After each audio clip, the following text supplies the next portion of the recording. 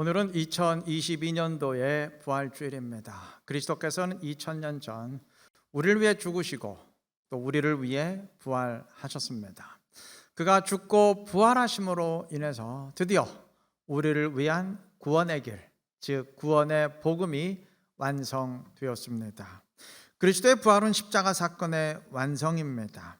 만약 그리스도의 부활이 없었다면 십자가 죽음은 그저 한 사형수의 죽음일 뿐 우리에게 그 어떤 의미도 지니지 못했을 것이고 또 교회마다 십자가를 높이 달아야 될 이유도 없었을 터인데 그의 부활로 인해서 십자가 사건이 구원의 복음을 완성하는 사건이 되었습니다.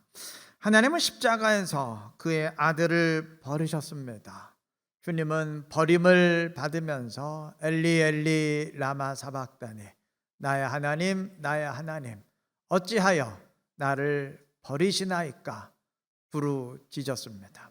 하나님은 우리의 구원을 위해서 그의 아들 그리스도를 버리셨습니다.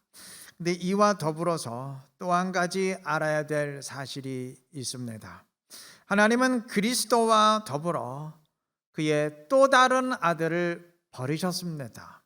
이게 지금 무슨 말인가 하실 텐데 출애굽기 4장 22절에서 하나님은 이스라엘은 내 아들, 내 장자라 선포하셨습니다. 그래서 신명기 32장 6절은 하나님을 이스라엘의 아버지라 선포합니다. 이스라엘은 하나님의 아들입니다. 하나님은 그 아들 이스라엘까지 버리셨습니다. 그가 완성한 구원의 복음이 우리에게 적용되도록 하기 위함이었어요. 그의 부활로 구원의 복음이 완성되었다고 해서 인류가 자동적으로 구원받게 되는 것은 아닙니다.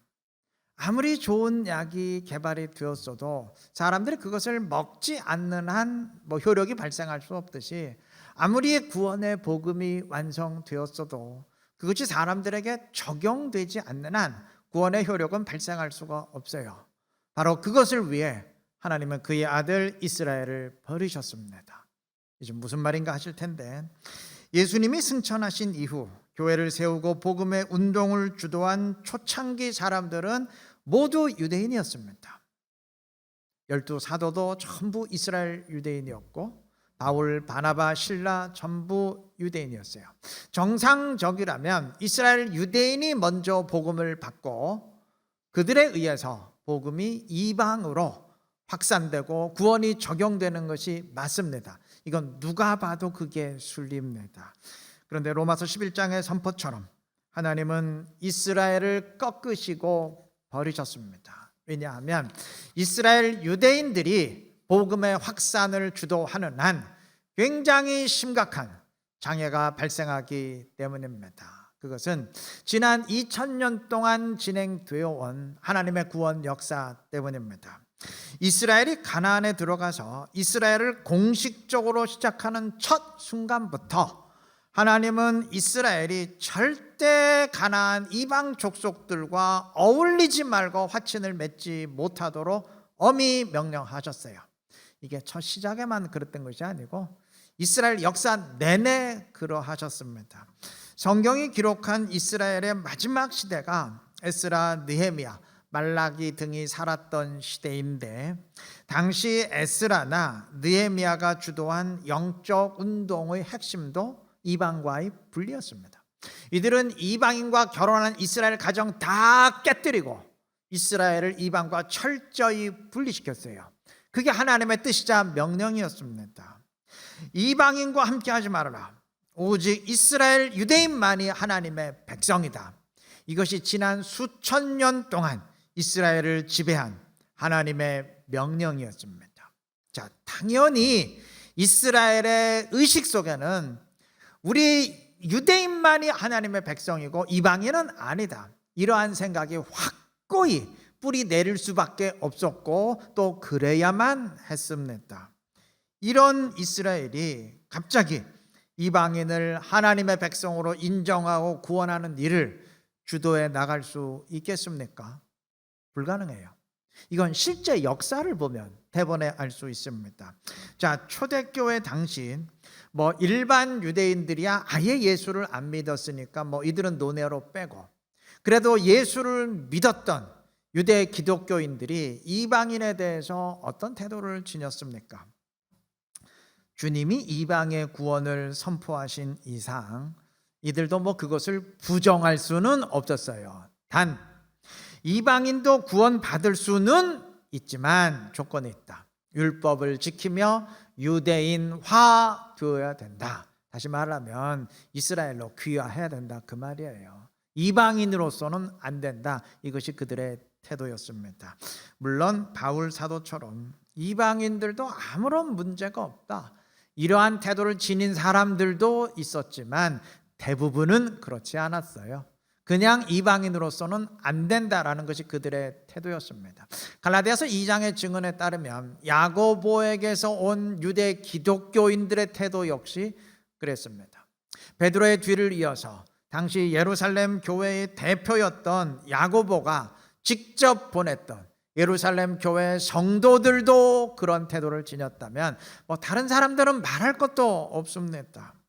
자, 이것이 유대 성도들의 태도인데 이들에 의해서 구원의 복음이 과연 이방으로 확산될 수 있겠습니까?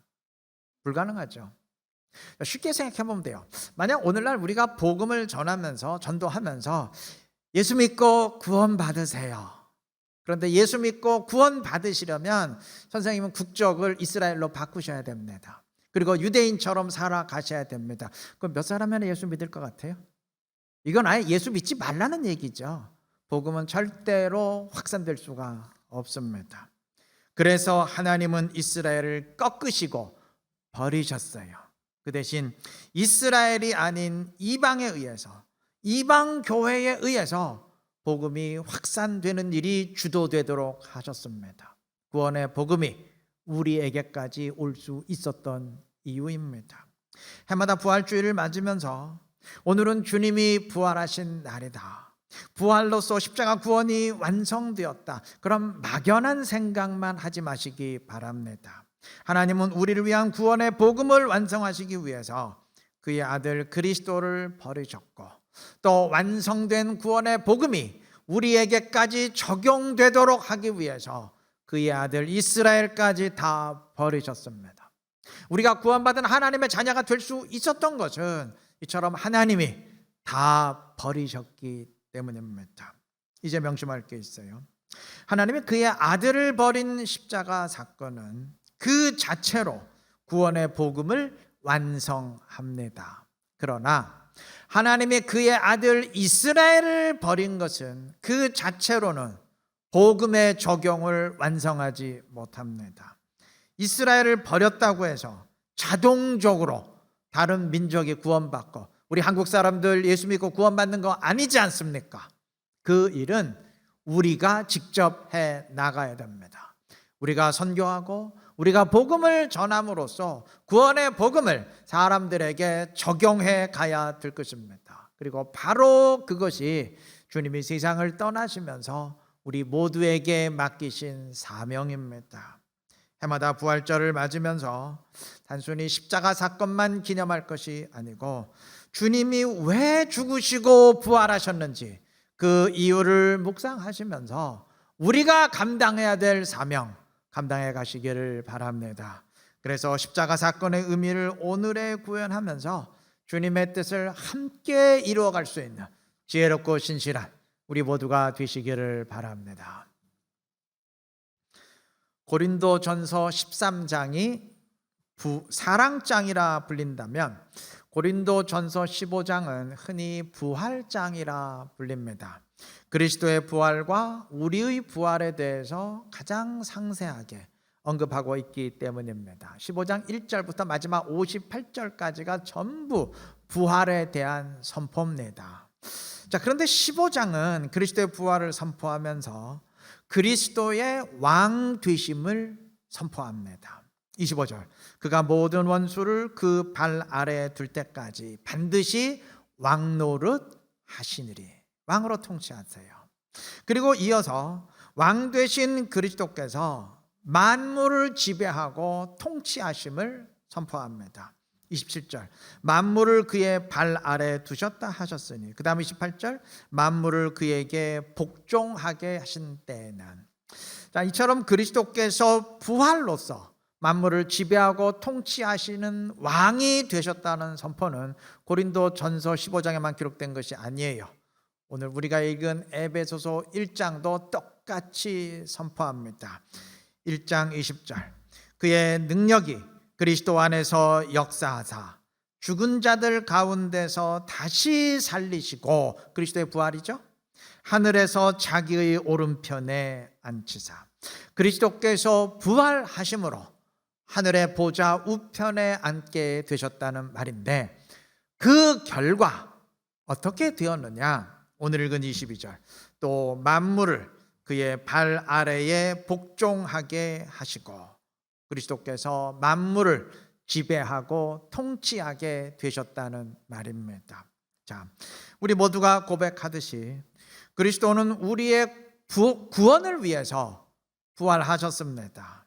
그런데 왜 성경은 그가 부활하심으로 만물을 지배하고 통치하는 왕이 되셨다고 선포할까요? 도대체 우리의 구원과 그것이 무슨 상관이 있길래 이렇게 강조해서 선포했을까요? 이유는 간단해요.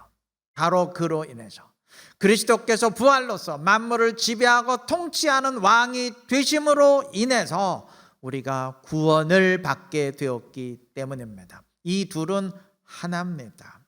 흔히 우리는 그리스도의 죽음과 부활로 구원을 받게 되었다 할 때 그리스도와 함께 죽고 함께 부활하는 차원에서만 생각을 합니다.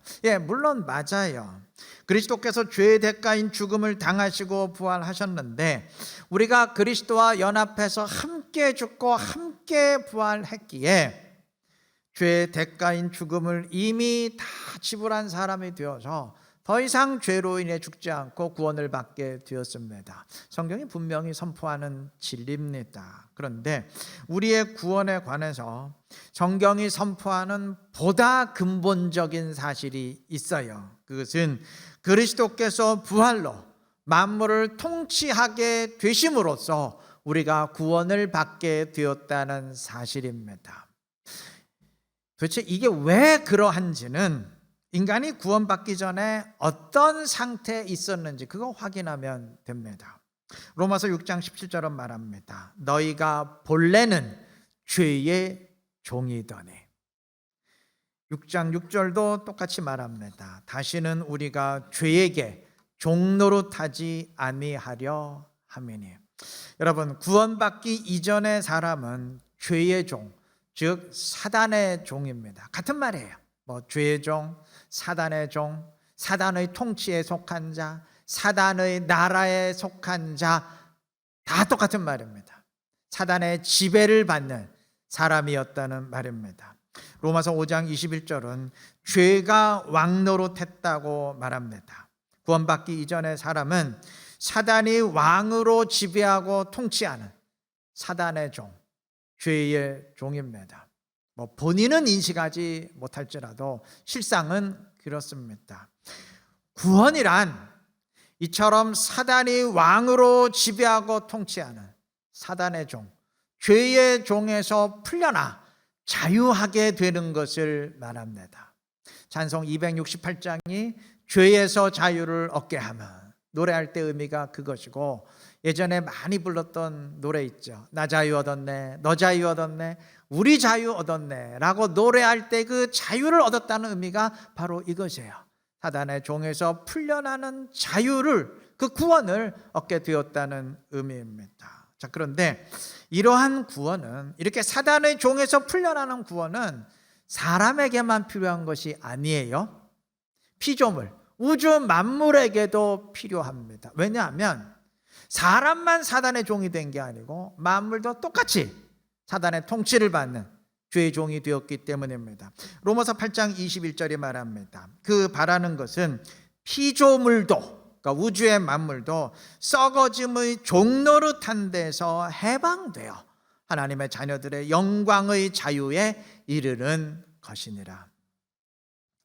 인간만 죄로 인해 사단의 통치를 받는 종이 된 것이 아니라 만물도 똑같이 통치를 받는 사단의 종이 되었기 때문에 우주의 만물도 종 노릇에서 해방되어서 그 자유에 이르는 날을, 구원의 날을 기다리고 있다는 선포입니다. 즉 인간만 구원이 필요한 것이 아니고 우주 만물도 사단의 종에서 자유하게 되는 구원이 필요한 것입니다. 자, 그런데 이러한 구원을 위해서 필요한 게 있어요.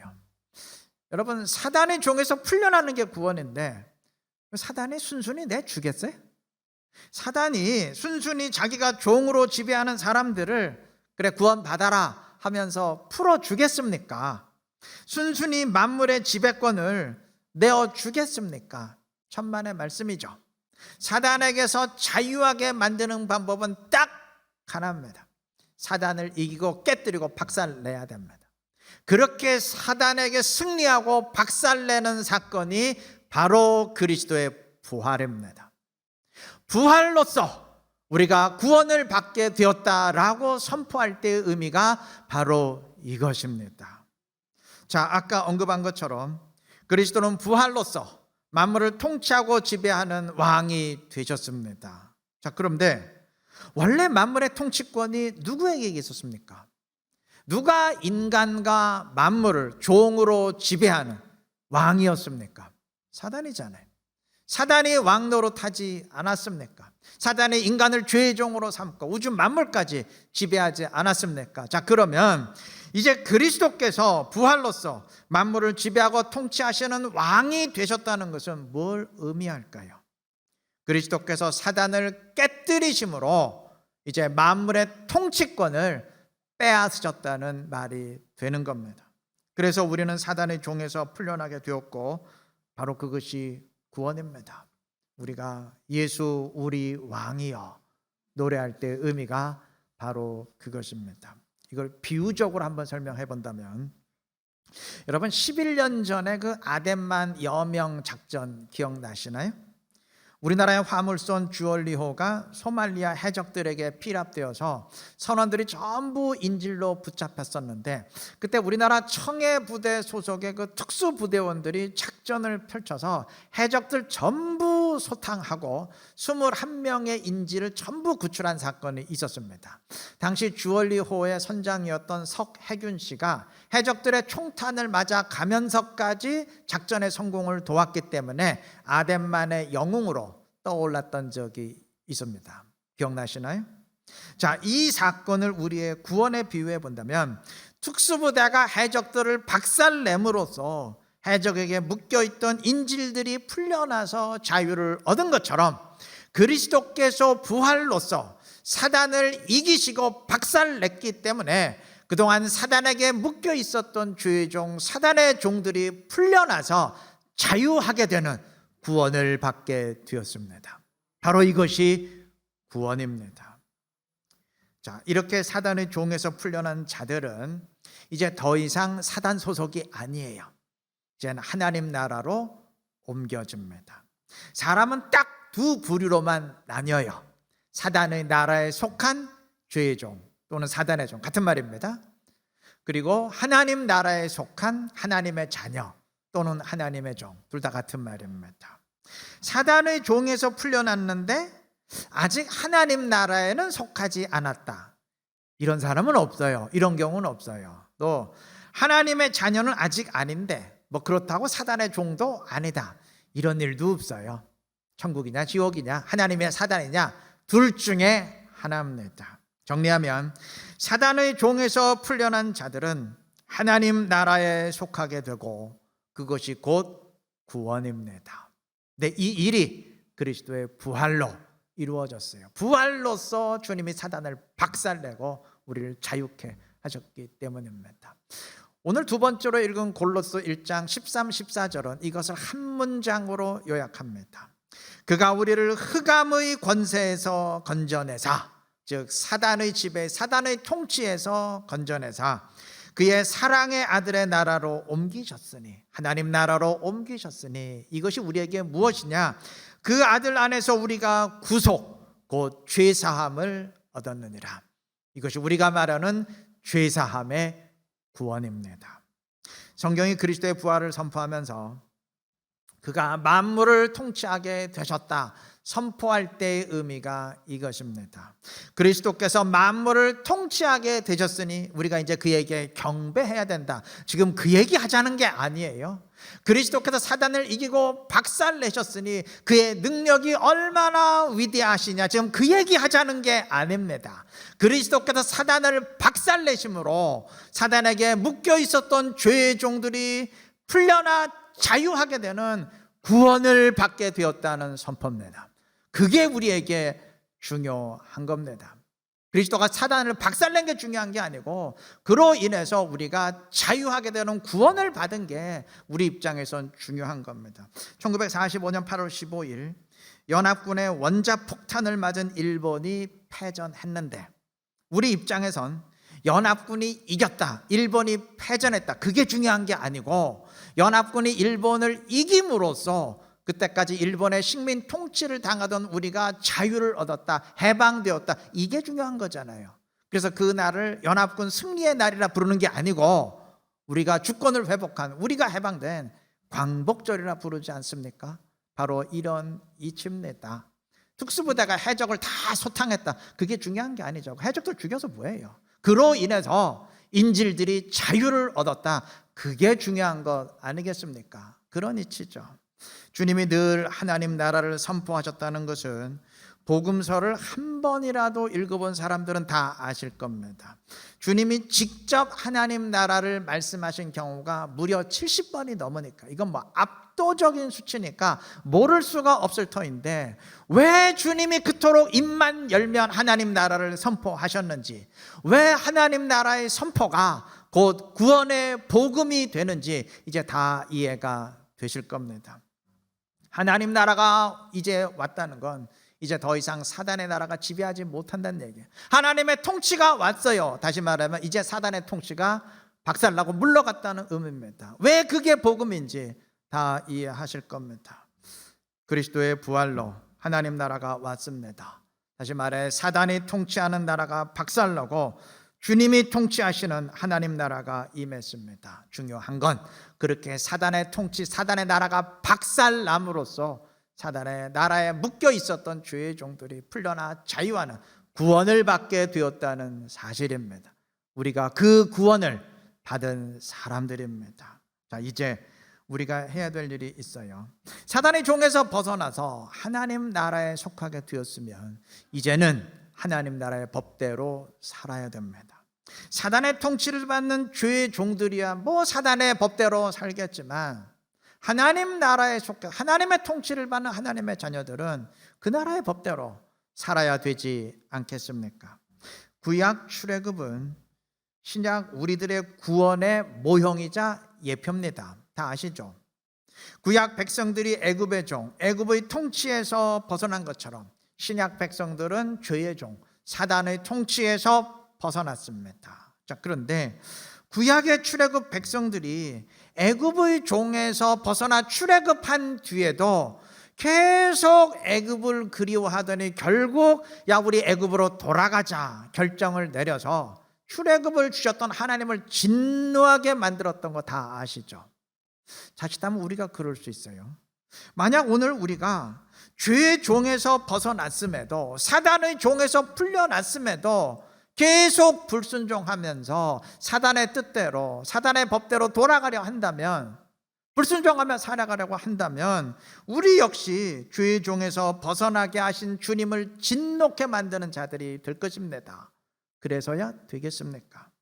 그리스도의 부활을 통해서 이제는 사단의 나라에서 하나님 나라로 옮겨진 하나님의 자녀로서 이제 더 이상 사단의 법대로 불순종의 법대로 사는 우리가 아니고 하나님 나라의 법대로 살아가는 하나님의 자녀답게 살아가시는 이루는 교회 성도님들 되시기를 바랍니다.